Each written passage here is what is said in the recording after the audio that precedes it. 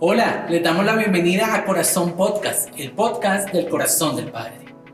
Esperamos que este contenido sea de mucha bendición para ti y toda tu casa. Vamos a la palabra del Señor en esta mañana, preparamos nuestro corazón para que el Señor nos hable. Segunda de Corintios, capítulo 2, versículo 11. Dice la palabra del Señor que Satanás no debe ganar ventaja alguna sobre nosotros, pues no ignoramos sus maquinaciones. Y ya llevo 3 domingos donde inicié esta serie que hemos llamado Artimañas del Enemigo. Precisamente porque la Biblia nos advierte de que no podemos ignorar los ataques, las maquinaciones, las artimañas de nuestro enemigo, el diablo. Ignorar estas artimañas nos va a colocar en un lugar muy vulnerable en el orden espiritual. Por eso nos hemos dado a la tarea y gracias a Dios las enseñanzas quedan grabadas ahí en nuestro canal oficial de YouTube. 3 semanas atrás hemos hablado acerca de uno de los nombres apelativos que la Biblia usa para referirse a Satanás. Uno de ellos, el tentador. Y estuvimos estudiando acerca de cómo el enemigo a través de la tentación oprime espiritualmente a los hijos de Dios cuando estos le dan lugar, por supuesto. Hace 8 días compartí acerca de otro nombre dado al enemigo, el acusador de los hermanos. Y el Señor estuvo sanando la culpa, la acusación y la condenación que muchos de nosotros hemos guardado a lo largo de muchos años en diferentes episodios de nuestra vida. Hoy quisiera hablar de un tercer nombre que la Biblia usa para referirse a Satanás, y me refiero al destructor. Juan capítulo 10, versículo 10, es un versículo que señala el propósito de Jesús al venir aquí a la tierra. Él vino a darnos vida, y una vida ¿qué? Abundante, pero también señala con toda precisión la actividad diabólica, la visión, el plan, la maquinación demoníaca, que es robar, matar y destruir. Por eso hoy vamos a hablar de cómo el enemigo pretende destruir la iglesia, destruir a los creyentes, destruir las relaciones. En Apocalipsis capítulo 9 versículo 11, si usted lo lee en una versión actualizada, hace referencia a que el ángel del abismo se le llama Abadón, que es una palabra en hebreo, y también se le llama Apolión, que es una palabra en griego, y juntas palabras en ambos idiomas significan destructor. Así que ¿cuántos saben que esta mañana vamos a hacerle guerra al destructor? Y vamos a vencer, porque la Biblia, hablando acerca de los hijos de Dios, nos llama más que vencedores. ¿Cuántos pueden decir amén a eso? Destrucción es la acción de destrozar algo, reducir a pedazos o a cenizas, devastar, arruinar, hacer un estrago, demoler, exterminar y ocasionar un grave daño.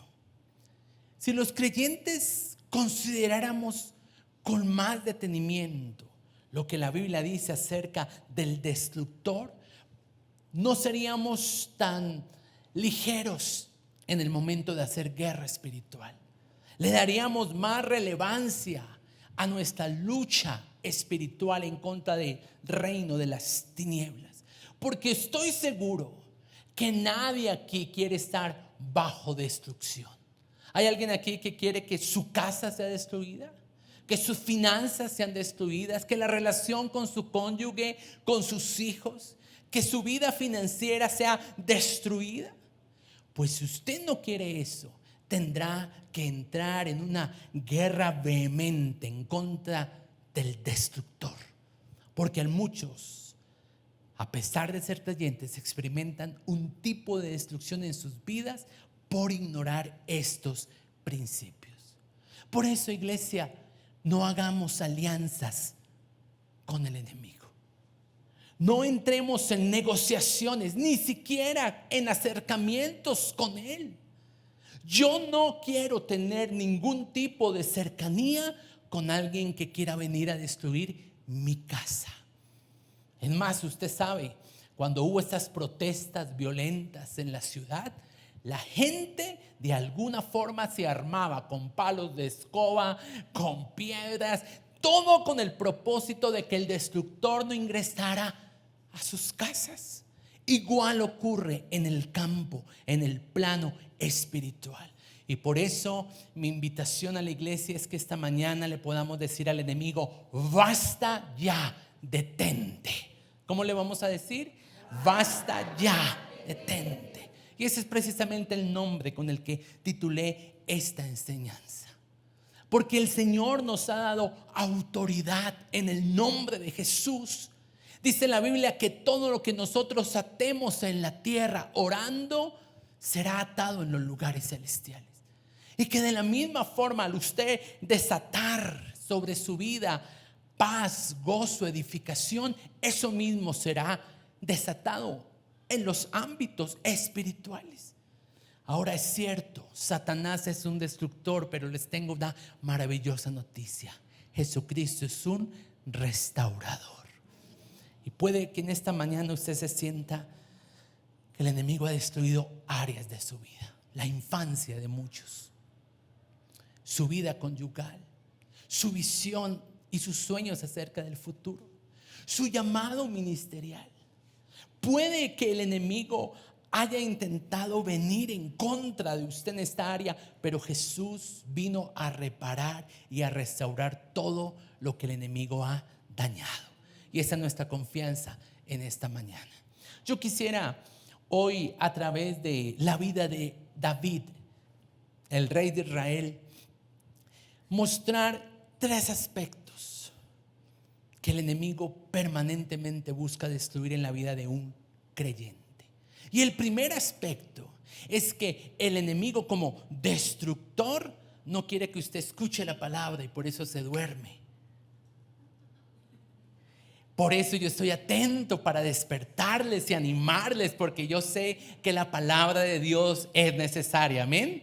¿Cuántos dan gracias al Señor cuando los despierto? Bueno.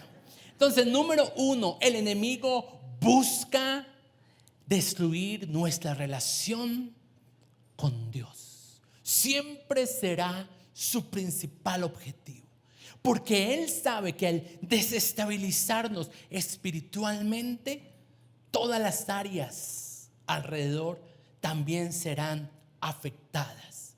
Y cuando yo me refiero a afectar nuestra relación con Dios, Él no lo hace de una forma directa, sino que lo hace sutilmente, como es su actuar. Y comienza colocando un pensamiento contrario a la voluntad de Dios, porque Él sabe que si nos salimos de la voluntad de Dios, estaremos en el campo del pecado. ¿Y qué dijo Dios? Que Él no miente, que el alma que pecare, esa morirá. Y finalmente es el plan del enemigo: robar, matar y destruir. Así que el enemigo no te va a decir: hey, hoy vengo a destruirte. No. Él nunca va a seducir a una persona casada diciéndole: voy a destruir tu familia, voy a arruinar tus hijos, voy a arruinar tu futuro. No. Él siempre va a enviar un pensamiento sutil, y que cuando nosotros lo consintamos, Él va a poder promover su plan de ataque destructor en contra de nosotros. Así que mucho cuidado, porque puede que sea un pensamiento inofensivo. Y puede que la primera reacción cuando este pensamiento llega a su mente es algo como lo que escucho en muchos creyentes: pero ¿qué tiene de malo? Y en relación a David, Primera de Crónicas 21:1 dice lo siguiente: Satanás incitó a David para que hiciera censo en Israel. Y al leer este versículo, algunos dicen: pero ¿qué tiene de malo hacer censo en Israel. Y por eso digo, el plan destructor de Satanás nunca le va a presentar a usted el cuadro completo, sino que siempre va a venir con engaño, colocando un pensamiento sutil. Por ejemplo, estuve leyendo la historia acerca de una mujer que tuvo un momento de destrucción a lo largo de varios años en su vida. Fue llevada como una mujer en trata de blancas a una nación donde fue prostituida. Y cuando le preguntan a ella que dónde comenzó toda esta avalancha de destrucción en su vida, ella dice: todo comenzó por un pensamiento que me llegó de trabajar. Necesitaba dinero y me ofrecieron traducir algunas cosas y yo no le vi nada de malo. Ahora la pregunta es: ¿consultó al Señor? ¿Será que eso era parte de la voluntad de Dios para su vida? Porque ella accedió en medio de su necesidad a traducir esos escritos, pero después se dio cuenta que lo que la enviaban a traducir era pornografía. Y sutilmente la fueron engañando hasta que el enemigo terminó llevándola a un lugar de destrucción. ¿Dónde comenzó el plan del enemigo? Con un pensamiento. Así que mucho cuidado, porque ese día David se levantó, tenía que enfrentar a los ejércitos filisteos, amonitas, amorreos, y le llegó a su mente la idea de contar los soldados de su ejército. ¿Dónde estaba el engaño? Que las guerras que David había tenido hasta ahora y de las cuales había resultado victorioso eran guerras donde Dios había peleado por él. Así que él no necesitaba hacer un inventario del número de soldados con los que tendría que luchar, porque eso era, escúcheme bien, continuar el patrón filisteo. Querer hacer las cosas como las hace el mundo cuando nosotros somos hijos de Dios. Y somos gobernados por estatutos y por principios diferentes a lo que gobierna a las personas que no tienen temor de Dios. Y esto a David ya le había pasado. Recuerde que hubo un estrago en Israel cuando él pretendió traer el arca del pacto y lo hizo utilizando vacas, cuando la Biblia decía debe ser traída por bueyes. Quiso imitar el patrón de este mundo. Y hay gente que, aunque se dice ser cristiana, va aceptando los moldes de este mundo sin darse cuenta que a través de esto el diablo quiere destruirle. Lo mismo pasó con Betsabé. Él se obsesionó con una mujer ajena y todo comenzó por un pensamiento. Ahora, ¿qué ocurrió? Primera de Crónicas 21:14 dice que entonces Jehová envió una peste sobre Israel y murieron 70,000 hombres. Y si uno lee este versículo fuera de contexto, uno pensaría que el destructor es Dios, pero no es así. Debemos entender que detrás de sucesos de destrucción hay una artimaña diabólica y que el enemigo sabe que Dios no es hombre para que mienta, ni hijo de hombre para que se arrepienta, y si Él estableció un principio, Él lo cumple.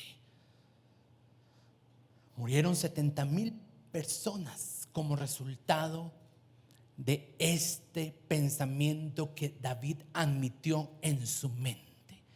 Y es que esta es una artimaña típica del diablo: crear caos, crear desorden para destruir. Y luego, ¿a quién se señala como culpable? A Dios. Así que él hace lo que dice el adagio popular: tira la piedra y esconde la mano. Hay leyes morales que Dios ha establecido y que Él debe cumplir. Y de alguna forma Satanás busca un derecho legal que le permita destruir a aquellos que han entrado en pecado. Porque efectivamente esto que David hizo fue considerado a los ojos de la Biblia como pecado. Primera de Crónicas 21:8 dice: David dijo a Dios: he pecado gravemente al hacer esto. Te ruego que quites la maldad de tu siervo, pues he actuado locamente. Es como si un padre de familia tiene un veneno para cucarachas en su estantería y le advierte a sus hijos que no pueden acercarse, tocar ni tomar ese veneno, porque el día que beban de él van a morir indefectiblemente, porque esa es una ley. Si tomas el veneno, te mueres. No es que yo quiera que te mueras, no es que yo quiera destruirte. Y como el enemigo sabe esto, astutamente viene a tentar a los niños a que se acerquen al veneno. Y cuando ellos aceptan ese pensamiento, lo beben, entra la desobediencia y la paga del pecado es muerte. Y después viene la destrucción. Y muchas personas hoy están culpando, señalando, haciendo responsable a Dios de áreas de destrucción en su vida, cuando en realidad ha sido el diablo, el destructor. Ahora, ¿cuál es el punto al que quiero llegar? Primera de Crónicas 21:15. Dice la Biblia que el Señor envió a uno de sus mensajeros, a un ángel, a Jerusalén para destruirla. Pero cuando ya estaba destruyéndola, miró Jehová. Diga conmigo: miró Jehová. Dígale a la persona que está al lado: el Señor te está mirando. Porque algunos dicen: es que Dios no se da cuenta de lo que estoy viviendo, de lo que estoy cruzando, de la destrucción que vive mi casa, mi salud, mi familia. Dios te mira. Ese día miró a Jerusalén y dice que el Señor se retractó de aquel mal y le dijo al ángel que destruía, que le dijo: basta ya, detente. ¿Qué le vamos a decir en esta mañana nosotros al diablo, al destructor? Basta ya, detente. Porque es cierto, el enemigo tenía un derecho legal sobre David, trajo destrucción sobre el pueblo, pero luego el Señor miró y por su infinita misericordia detuvo esa destrucción. Así que es cierto, el enemigo puede destruir hasta donde Dios se lo permita. No es el enemigo quien trae destrucción, no es el Señor quien trae destrucción, es el enemigo. E inmediatamente el Señor declaró: basta ya, detente. E inmediatamente cesó la destrucción. Yo oro en el nombre de Jesús para que cualquier persona, familia, situación financiera o de salud en medio de nosotros hoy pueda ser detenida por la palabra enviada desde los lugares celestiales por nuestro Señor y Rey, el Señor de las huestes. Por eso es imperioso, necesario andar en el Espíritu y no caminar como una persona natural, sin discernir cada pensamiento que llega a nuestra mente. Porque un solo pensamiento que David consintió trajo una desgracia, una catástrofe sobre su vida y sobre el pueblo. El enemigo destruyó su relación con Dios a través de un pensamiento que lo llevó a pecar. ¿Qué tenía que hacer David cuando ese pensamiento llegó a su mente? Lo que nos recomienda el apóstol Pablo en 2 de Corintios 10:5.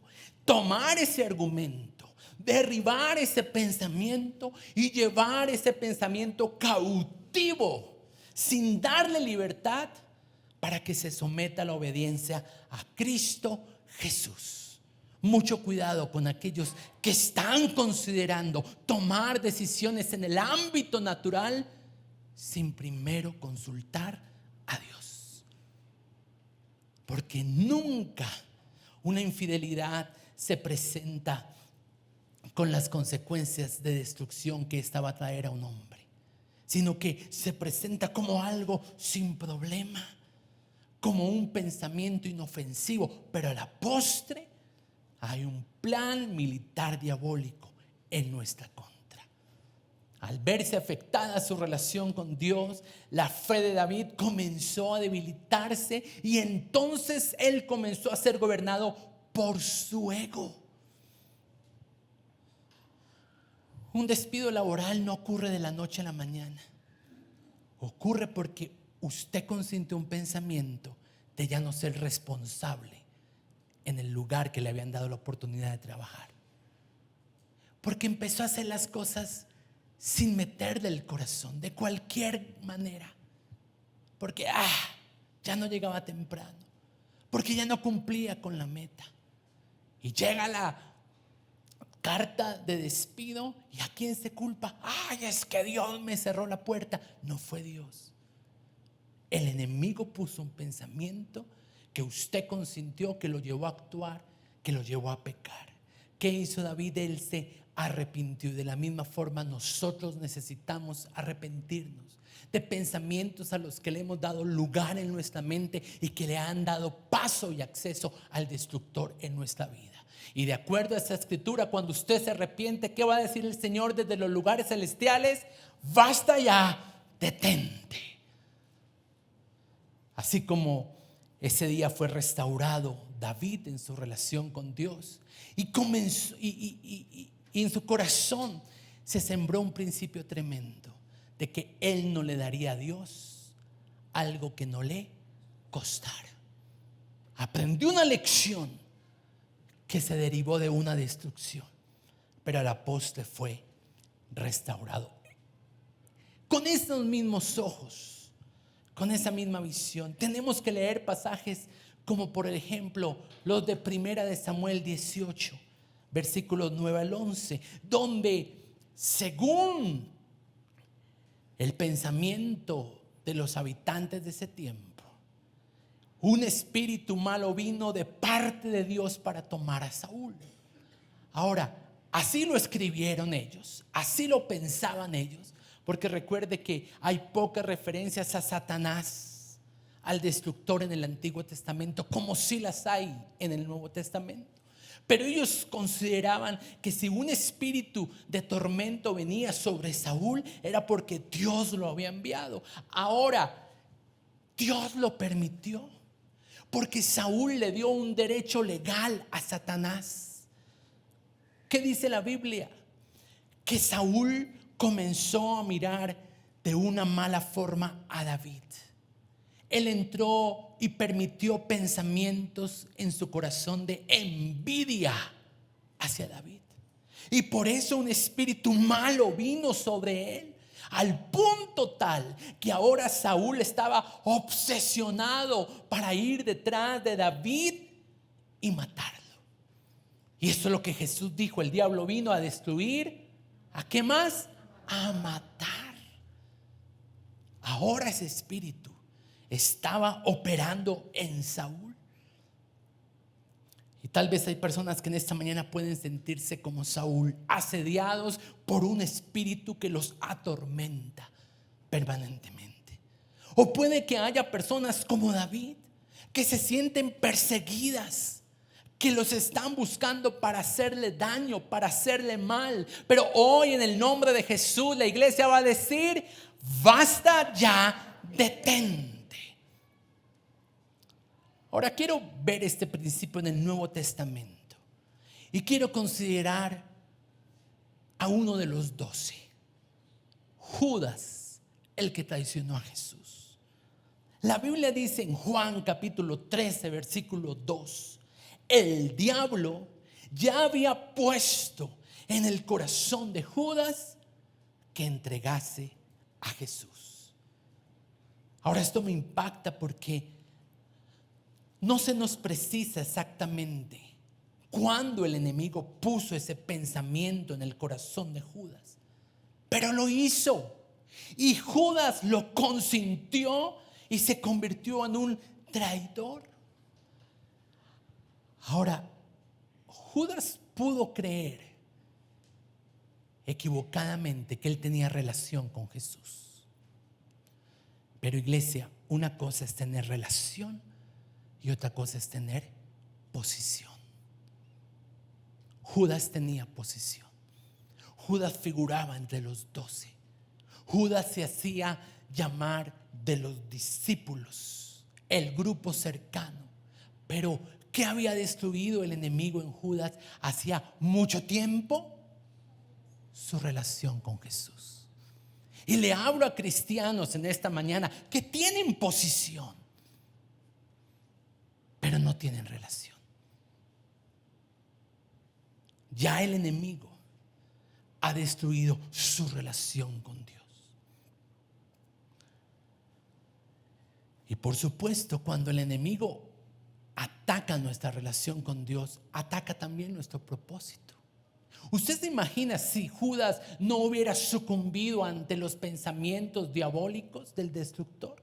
Hoy podría ser quizás el autor usado por el Espíritu Santo de una gran epístola que edificara la iglesia hasta el día de hoy. Pudo haberse convertido en uno de los grandes generales de la fe de la iglesia primitiva, pero no, porque no se puede cumplir el propósito si se pone en riesgo nuestra relación con Jesús. Diga a la persona que está al lado, no se trata de posición, se trata de relación. Cuando un hombre le tiene que decir a su familia, es que aquí el que manda soy yo, tiene que apelar a su posición. Pero cuando hay una relación armoniosa con su esposa o con sus hijos, no necesita echar mano de la posición, porque su relación se impone por encima de la posición. Lo mismo pasó en Ananías y Zafira, en Hechos capítulo 5 versículo 3, donde Pedro les pregunta a Ananías y a Zafira, un par de esposos, ¿por qué llenó Satanás tu corazón para que mintieses al Espíritu Santo? ¿Sabe qué, iglesia? Hay muchos creyentes que hoy mienten como respirar. No les importa. Mienten y mienten y mienten. Y al mentir, usted se está acercando cada vez más al diablo, porque dice la Biblia que él es padre de las mentiras. Satanás destruyó en Ananías y Zafira el temor de Dios en el corazón de ellos. Por eso les daba igual mentir, engañar. Pero su futuro fue destruido. Quizás se hubieran podido convertir en unas columnas financieras de la iglesia y a la postre Dios los bendeciría mucho más, porque esa es la promesa del Señor para aquellos que son fieles. Abriré las ventanas de los cielos y lloverá sobre ustedes sobreabundancia. Y algunos hoy llenos de deudas, ruinas y descalabros económicos dicen, pero Dios, ¿cómo me tienes de destruida mi vida financiera? Y el Señor dice, no soy yo. Hay un derecho legal que le permitiste obtener a Satanás a través de un pensamiento que él puso en ti y que tú lo consentiste y que te llevó a actuar fuera de mi voluntad. El segundo aspecto que fue atacado para destruir por el enemigo en David fue su relación familiar. En 2 de Samuel 6, versículo 16, habla acerca de una relación conflictiva entre David y su esposa Mical. Entre otras cosas, Mical era la hija ¿de quién? De Saúl, el archienemigo de David. Y dice que ella miró desde la ventana y vio a David que saltaba, que danzaba, y lo menospreció en su corazón. Ahora, Mical pudo haber dicho algo como esto: uy, mi papá tenía razón. ¿Cómo pude haberme fijado en ese pueblerino? Falto de clase, falto de glamour. Con razón mi papá quería matarlo. Ahora, Saúl y David no solamente eran rey y escudero, eran suegro y yerno. Y mucho cuidado, porque en este caso vemos a un suegro que está obsesionado por perseguir a David, por matarlo, que le envía lanzas y lanzas y lanzas, sin darse cuenta que el hombre que estaba atacando era el esposo de su hija, y que llegaría a ser, en el plan de Dios, el padre de sus nietos. Pero lo maldijo todo el tiempo, lo increpó todo el tiempo, y por eso Saúl nunca pudo cargar en sus brazos a un nieto, por lo menos de Mical, porque sabemos qué ocurrió. La Biblia dice que como resultado de la actitud de Mical menospreciando a David, menospreciando a su esposo, ella nunca tuvo hijos durante toda su vida. Segunda de Samuel 6:23.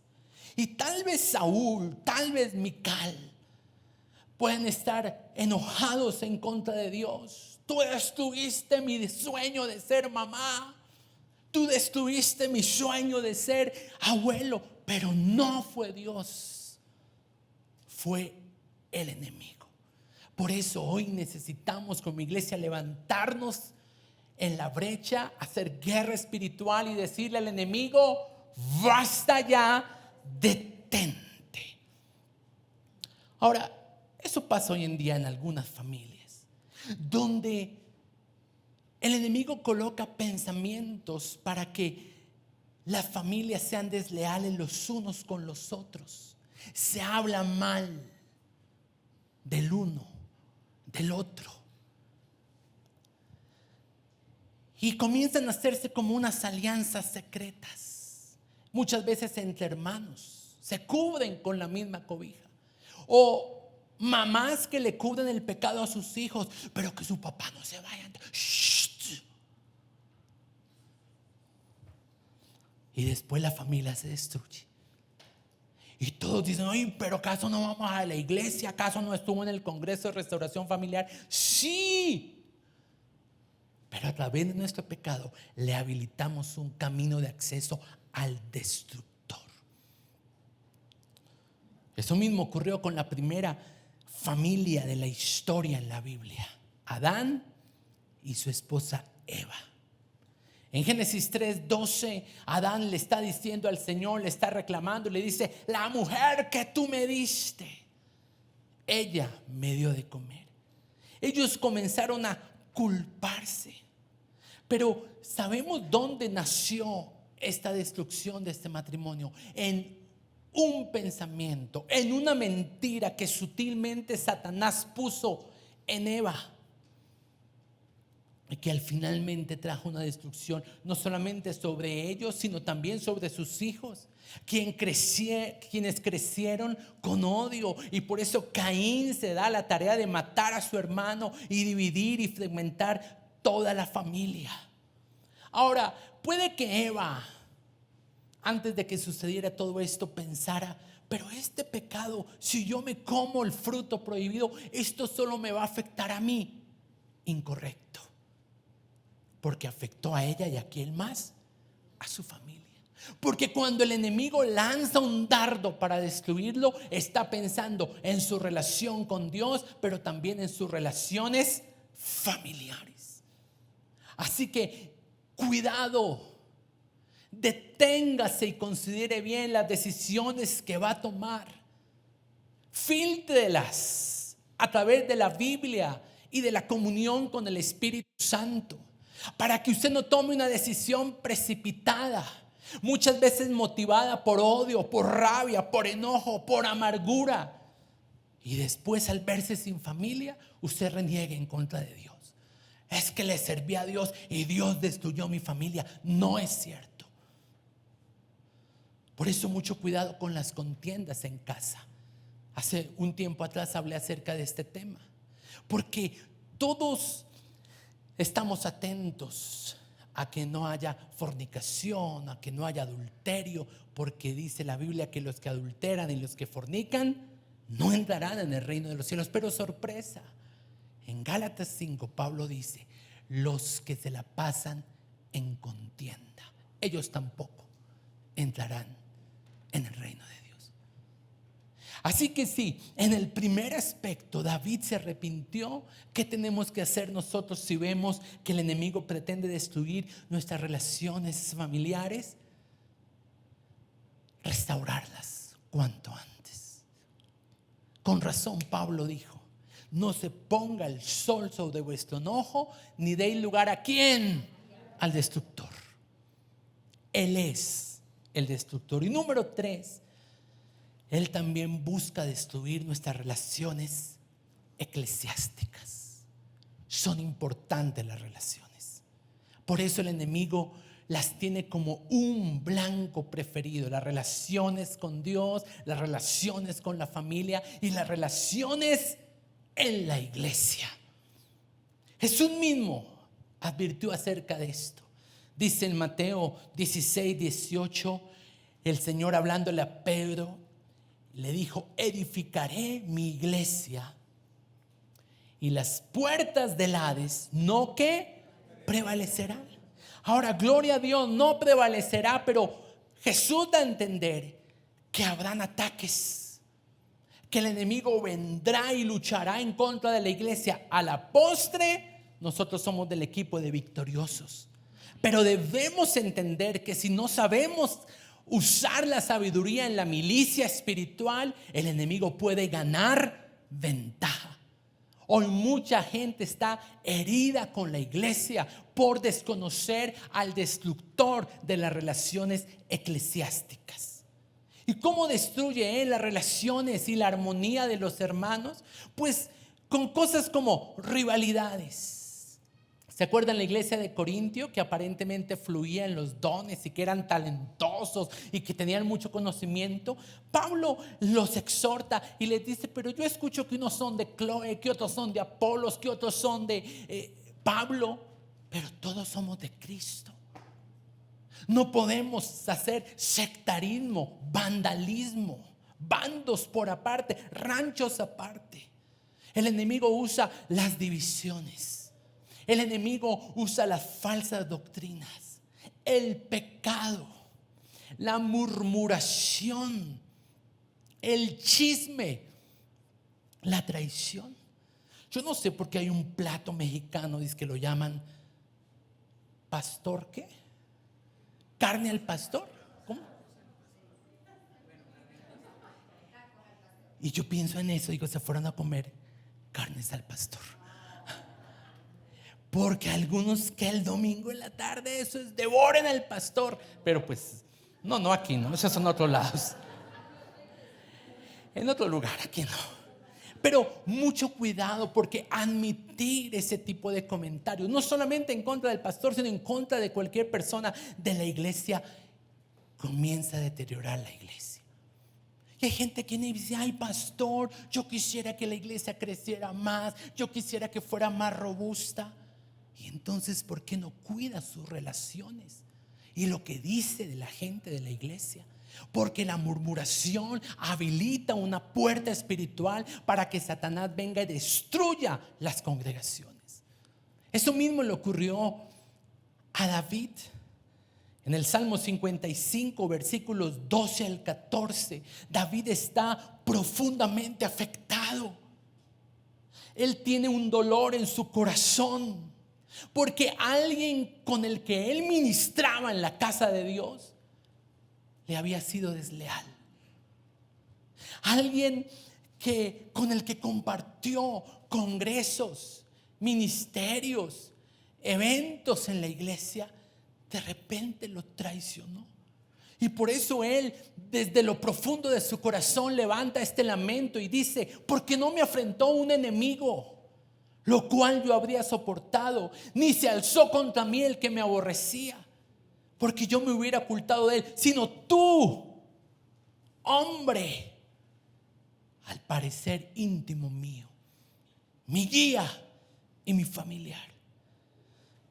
suspira David y dice, "Ah", y eso que juntos comunicábamos dulcemente los secretos y andábamos en amistad en la casa de Dios. 3 aspectos, 3 áreas de nuestras relaciones que el enemigo busca destruir. Busca destruir nuestra relación con Dios, busca destruir nuestras relaciones familiares y también nuestras relaciones eclesiásticas. Ahora, el diseño de Dios para nuestras relaciones eclesiásticas no es solamente aguantarnos, porque si hay muchos matrimonios de aguante. ¿Cuántos años llevan? 20, y eso, puro aguante. Me tengo que aguantarlo porque el pastor lo puso ahí. ¿Quién le dice que no? Pero no, recuerde lo que la Biblia dice, que hierro con hierro se afila.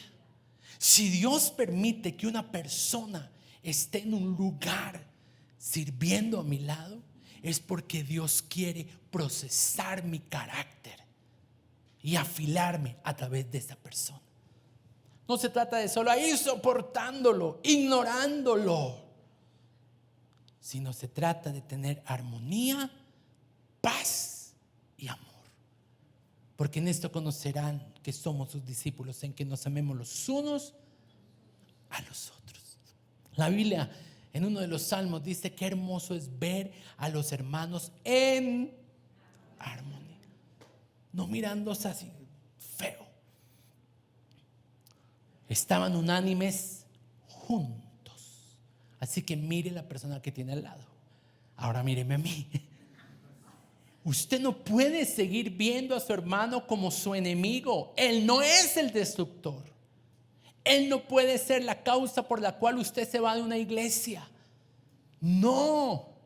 Más bien, el enemigo como destructor quiere colocar barreras en las relaciones que son parte clave del propósito de Dios para su vida. Y madurez significa poder tener armonía y caminar en amor aún con gente difícil de amar. ¿Sabe que hay gente fácil de amar? Como yo. Pero hay gente difícil de amar, como yo. Es decir, hay personas que a usted le van a parecer fáciles de amar, mientras que a otras le van a parecer difíciles. Y la Biblia no dice al que te cae bien, al que te pone like en las publicaciones, a ese ama. No, dice debemos amarnos los unos a los otros. Y Pablo aprendió esto con el paso del tiempo. Pablo tuvo que madurar en su carácter.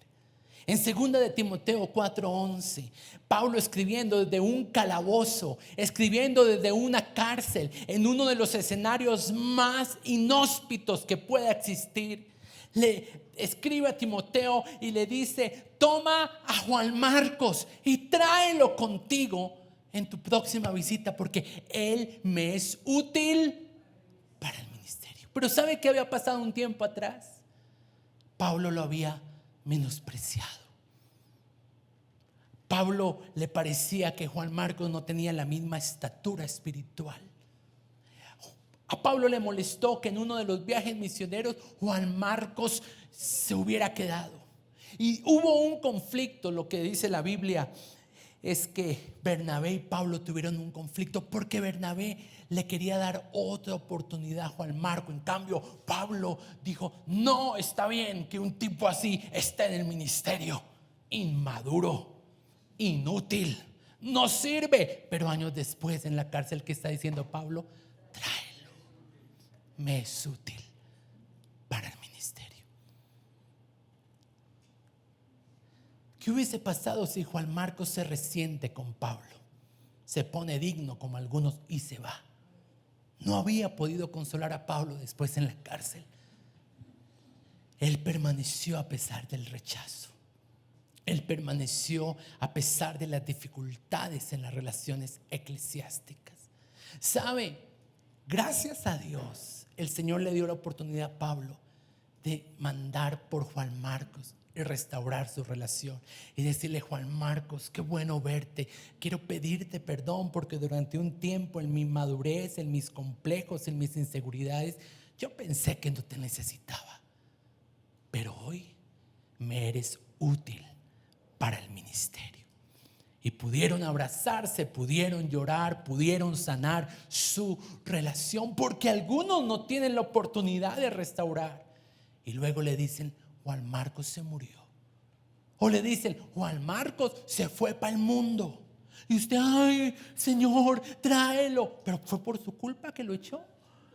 ¿Por qué? Porque permitimos pensamientos y le damos paso al destructor de las relaciones. Recordemos, no podemos ignorar las maquinaciones del enemigo para que éstas no ganen ventaja en nuestra vida. Nos ponemos en pie. Mientras usted guarda su cuaderno, abre su corazón, se pone en pie, cierra sus ojos, va a permitir que el Espíritu Santo en esta mañana estampe su palabra en su corazón. Acérquese a Jesús. Abra su corazón delante de Él en esta mañana. Señor, venimos delante de ti en este día a reconocer que hay áreas en las que le hemos dado lugar al enemigo, al destructor. Sí, Señor, he descuidado mi relación contigo y he tomado decisiones precipitadas. Han llegado pensamientos a mi mente y no los he filtrado, no los he consultado y he actuado de una forma incorrecta. Por eso yo oro en el nombre de Jesús que hoy el Espíritu Santo sea conduciéndonos a toda la verdad y trayendo revelación en esta mañana sobre nuestras vidas. Personas que están a punto de tomar decisiones equivocadas, hoy el Espíritu Santo los conduce a toda la verdad y les dice: detente, ese pensamiento no es mío, viene del enemigo.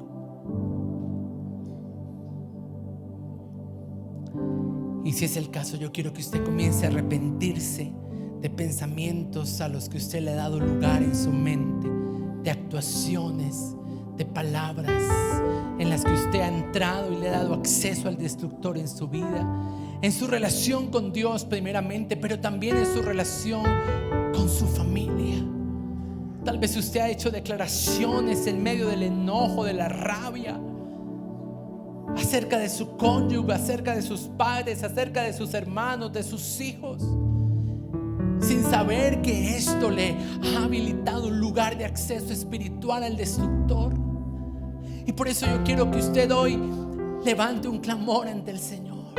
Dígale: Señor, me han decepcionado en la iglesia, he tenido conflictos con personas en la congregación, esto ha minado mi mente y me ha hecho muchas veces bajar la velocidad de mi entrega y de mi pasión por ti y por el servicio en tu casa. Y hoy en el nombre de Jesús, Señor, yo me arrepiento y oro que me dé la oportunidad de restaurar relaciones.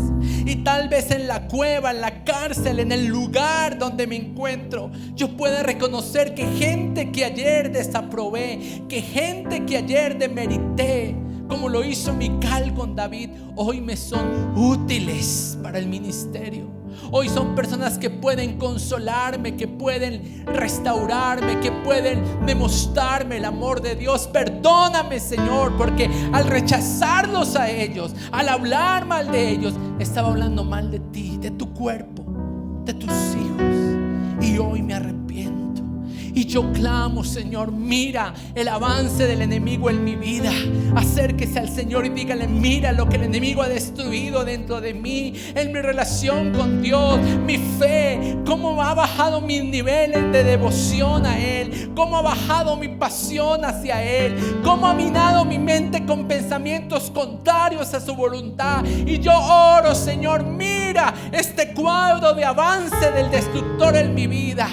Y desde los lugares celestiales, Señor, ordena que esa destrucción sea detenida ahora mismo en el nombre de Jesús. Yo te lo suplico, yo te lo pido y tomo mi lugar y mi autoridad.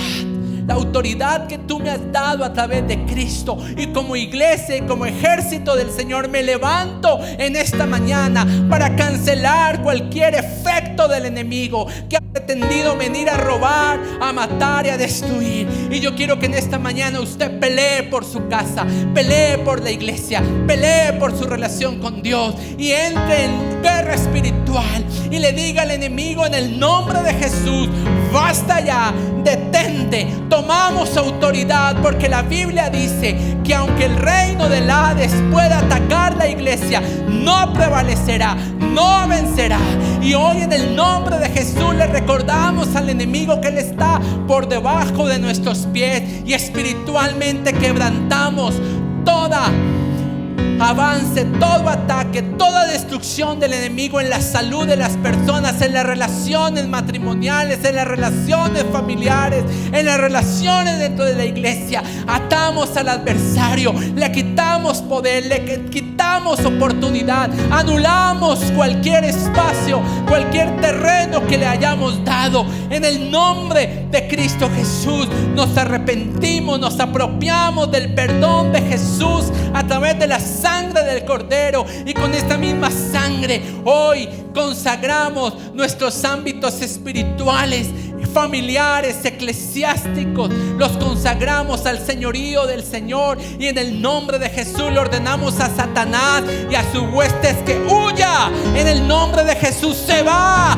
ahora mismo. No solamente quiero posición, yo quiero relación con Dios, yo quiero vivir en intimidad con Dios. Así que todo argumento que el enemigo esté colocando en mi mente para destruir mi vida espiritual es quebrantado ahora en el nombre de Jesús. Pensamientos de culpa, pensamientos de vergüenza, pensamientos de amargura, pensamientos de mundanalidad, de contaminación espiritual, se desarraigan de mi mente ahora en el nombre de Jesús. Y no voy a hacer lo que hizo el filisteo. No voy a continuar con los patrones de este mundo. No voy a replicar lo que este mundo hace. Yo soy hijo de Dios y soy dirigido por el Espíritu de Dios, porque los hijos de Dios son guiados por el Espíritu Santo. Hoy oro, Señor, que tú seas quebrantando el poder del adversario y que toda persona en este recinto pueda experimentar libertad, o son desatados de toda destrucción en su vida empresarial, en su vida familiar, en su salud. Son detenidos los espíritus que han sido enviados para destruir sus vidas en el nombre de Jesús. Y como iglesia nos levantamos y oramos que tú, Señor, seas un escudo alrededor de nosotros, que tú seas levantando, Señor, muros a nuestro alrededor, impidiendo que cualquier dardo del enemigo y cualquier avance del destructor pueda venir en nuestra contra, en el nombre de Jesús. Gracias, Señor, porque mientras el enemigo pretendió destruir, tú vienes a restaurar. Gracias porque tu palabra dice: para esto apareció el Hijo de Dios, para deshacer las obras del diablo. Gracias, Señor, porque tu palabra dice que el Hijo del Hombre vino para restaurar lo que estaba roto, lo que estaba destruido. Tú sabes de restauración, y toda persona que puede estar agradecida en esta mañana, levante un fuerte aplauso a ese Dios restaurador. ¡Aleluya! Estas palmas son palmas de victoria que hacen que el enemigo huya y que celebran el triunfo de Jesús en medio de cualquier destrucción del adversario. Hay libertad en esta mañana. Vamos, levántese fuerte aplauso y dé un grito de guerra en este día. Hay libertad para ti, hay libertad para personas que venían bajo destrucción en su imagen propia, en su autoestima, en sus relaciones familiares, en sus sueños. Gracias, Señor. Levante sus manos allí al Señor. Bátalas delante del Rey de Gloria y crea